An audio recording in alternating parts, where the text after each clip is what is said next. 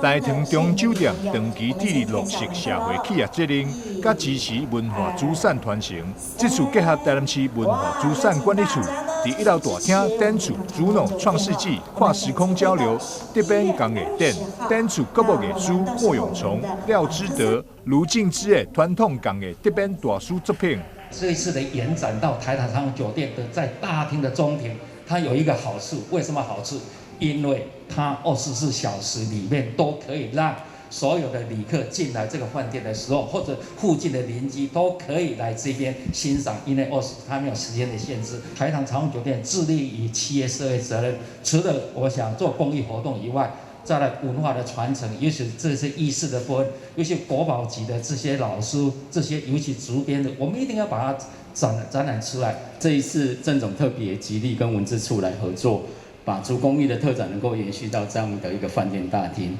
文化中心的开放时间有限，而且是有时间上的限制，但是这边是全年无休，而且24小时对外开放，而且看到全部是国际的旅客也好，或是来自台南以外的旅客，这样子大家这几位老师的工艺作品就可以被很多人看到。国宝艺师卢敬之嘛特别出席这场盛会，也希望透过展览，让更多人认识传统竹工艺之水。出来展示就是讲，要表示讲，会当吼，大家吼来家己好好啊利用，好好啊，互这少年的吼囡仔知影讲啊，这竹啊就是这么啊贵重，这么啊好用安尼。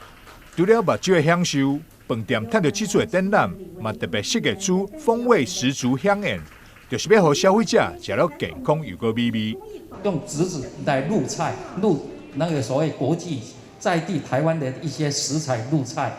入菜进去以后，第一个，第二个就是利用竹编，用竹器来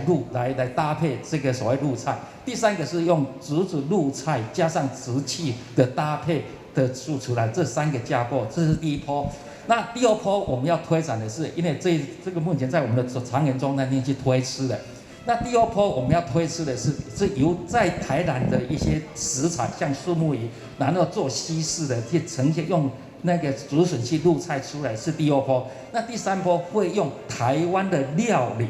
国际性的料理，国际的食材在竹子的入菜，会有3波。主脑创世纪跨时空交流特别工艺展。展期为即麦开始，一直展到10月20号。民众现在来到大塘中酒店1楼大厅，就当欣赏到这国宝级的展览。9月3日起，饭店嘛举办逐日工坊 DIY 造型扇手作课程，